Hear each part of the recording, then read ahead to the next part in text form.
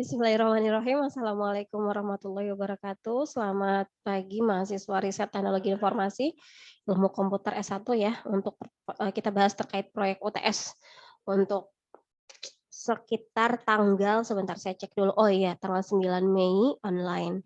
Jadi hari pertama setelah libur Lebaran, insya Allah mahasiswa semuanya akan melaksanakan langsung UTS.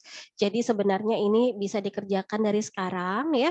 Jadi mahasiswa tidak lagi gupuh-gupuh nanti, karena kan biasanya di Lombok juga masih ada sekitar seminggu ya untuk melaksanakan setelah setidaknya libur Lebaran masih bisa ngerjain ya. Oke. Untuk pedoman, Ibu mau nyampaikan terkait pedoman, coba saya cek dulu ya, mudah-mudahan tidak ada masalah. Untuk terkait pedoman, jadi di sini ada project di mana nanti sebenarnya materi atau misalkan materinya sudah ada semua di e-learning, tetapi Ibu minta rancangan terkait dengan skripsi, seperti agak sinopsis juga, cuman bentuknya mungkin akan lebih banyak dan lebih, apa namanya ya, lebih lebih komprehensif. Buatlah sebuah rancangan skripsi dengan menjelaskan yang pertama adalah judul, terus kedua adalah latar belakang, tujuan, lalu manfaat daripada penelitian atau skripsi, judul skripsi yang ini ingin Anda angkat.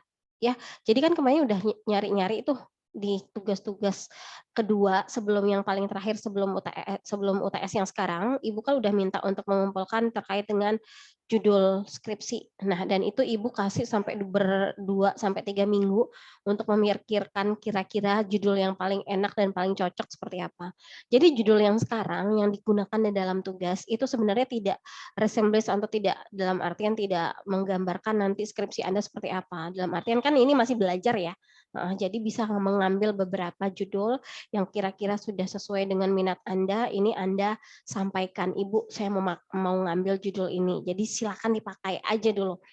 Kira-kira seperti apa ya. Terus kemudian latar belakangnya seperti apa? Kenapa sih mengambil judul seperti ini? Kenapa objek-objek penelitiannya seperti itu? Seperti apa datanya dan lain sebagainya. Terus kemudian sampaikan tujuannya apa untuk melakukan penelitian ini. Ya, di dalam materi-materi sebelumnya kan sudah saya sampaikan juga gimana sih tujuan-tujuannya. Terus kemudian manfaatnya. Manfaatnya apa untuk penelitian ini? Ya, terus kemudian selanjutnya adalah identifikasi masalah, batasan masalahnya apa, dan solusi yang akan ditawarkan seperti apa. Biasanya kan solusi yang ditawarkan bisa berupa kata-kata, bisa berupa desain. Desainnya bisa use case diagram atau dengan flowchart ya. Untuk beberapa mahasiswa kalau nggak salah sudah melaksanakan ini ya sinopsis ya. Jadi sebenarnya sinopsisnya bisa digunakan untuk di sini. Yang belum bisa belajar ke yang sudah. Karena ada di grup yang sama, coba belajar sama-sama gimana cara menyusun sinopsis yang baik. Bagaimana mengidentifikasi masalah yang ada, kemudian bagaimana membatasi masalah. Batasi masalah kan nggak semua masalah harus dikerjakan. Bahasannya kan misalkan Anda menggunakan metode tertentu khusus untuk kasus-kasus tertentu, di mana hanya untuk kasus-kasus yang ada. Dan solusinya seperti apa? Solusi sistem yang akan dikembangkan atau tahapan yang akan dikembangkan seperti apa ya. Terus kemudian selanjutnya adalah rencana tahapan. Tahapannya apa aja? Bisa menggunakan tahapan-tahapan, kalau pakai data mining ada tahapannya ya, ada metodenya, kira-kira seperti apa. Mungkin kalau sentimen analis juga ada tahapannya juga, deep learning juga ada tahapannya juga. Makanya baca lagi dari tugas-tugas yang pernah dikerjakan, itu ada jurnal-jurnal yang udah pernah dikumpulkan, sebanyak 20 jurnal, itu bisa dibaca lagi jurnal-jurnalnya, dilihat lagi tahapan-tahapannya. Biasanya bentuk tahapan itu kalau jarang yang tulisan ya, biasanya tahapan-tahapan itu bentuknya itu kayak, apa namanya ya, kotak panah gitu ya, dalam artian nanti dia ada tahapan satu, tahapan 2 lanjut, tahapan 3 lanjut, dan seperti itu, nanti dijelaskan. Ya, bisa nggak pakai yang seperti itu, Bu? Bisa banget. Jadi Anda bisa dalam artian bisa merujuk ke orang-orang tertentu, ya. Terus kemudian selanjutnya adalah rencana pengumpulan datanya seperti apa. Apa yang mau Anda lakukan untuk mengumpulkan data-data yang ada? Apakah melakukan observasi, ataukah melakukan survei, atau melakukan wawancara kuesioner, atau melakukan studi pustaka, misalkan melihat SOP yang ada ya, dalam artian dijelaskan bentuknya seperti apa, pengumpulan data kebutuhan sistem, bagaimana tekniknya, apa objek pengumpulan data dan apa aja alatnya, misalkan seperti itu. Untuk beberapa data yang harus dikumpulkan, mungkin harus datang ke kantor berarti studi pustaka, melihat sistem yang berjalan seperti apa. Kalau data mining, nyari data. Kalau misalkan data miningnya pakai sentimen menggunakan arah topiknya sentimen analis, berarti kan dia biasa scraping data. Nah, pakai apa juga harus dijelasinnya. Sekarang waktunya untuk baca-baca di jurnal-jurnal yang ada. Kayak gimana sih yang sudah harus dikerjakan ya. Oke ya, lanjut ya. Terus kemudian selanjutnya adalah sebentar ya, terkait dengan pelaksanaan proyek UTS-nya, di mana proyek UTS-nya ini dilaksanakan oleh masing-masing mahasiswa di kelas. Kalau nggak salah ada sekitar 15 mahasiswa ya, kalau nggak salah. Itu masing-masing harus mengerjakan masing-masing berbeda, judul yang berbeda dengan konsep yang berbeda. Ya, boleh saling diskusi tetapi minta tolong untuk judul harus berbeda.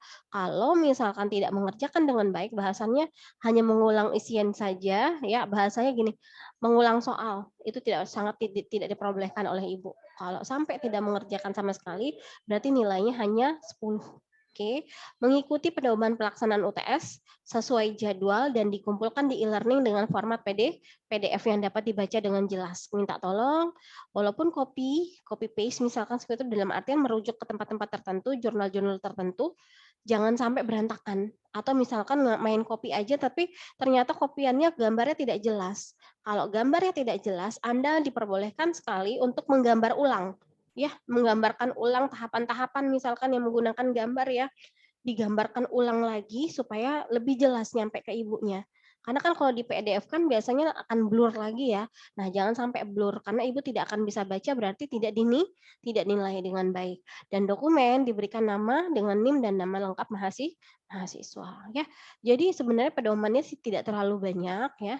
Tolong disimpan baik-baik semua jurnal yang pernah disimpan ya, diminta tugas, dibaca lagi jurnalnya, disimpan baik-baik lagi jurnalnya karena di dalam UTS kita masih dalam artian merencanakan awalnya daripada si skripsi kan, nah gitu. Nanti di UAS kita akan sampai dalam artian ada tindakan atau misalnya ada tahapan-tahapan lagi yaitu pengutipan ya biasa seperti itu, mengutip data-data ilmiah. Nah di situ biasanya kita menggunakan jurnal-jurnal yang sudah pernah Anda pakai di sebelumnya yang berkaitan dengan topik Anda. Jadi jangan sampai dibuang datanya.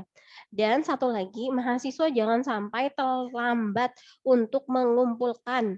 Kenapa nggak boleh terlambat? Karena ibu takutnya kalau kalian terlambat mengumpulkan, ya, ibu tidak bisa kasih waktu yang nilai yang sesuai, ya kan? Dalam artian kan sebenarnya untuk pengumpulan tugas itu pasti akan dihandle oleh si Pustik juga ya, atau di bagian akademik yang bagian UTS ya. Kalau sampai terlambat kan record-nya juga kelihatan ya kalau Anda terlambat. Jadi ibu juga nggak bisa bantu. Minta tolong dikerjakan dengan baik, dikumpulkan dengan tepat waktu dan ya jangan sampai lupa lah atau sampai ketiduran atau apa-apa, jangan sampai seperti itu, oke. Jadi seperti itu aja yang Ibu mau sampaikan, selesai ya. Assalamualaikum warahmatullahi wabarakatuh.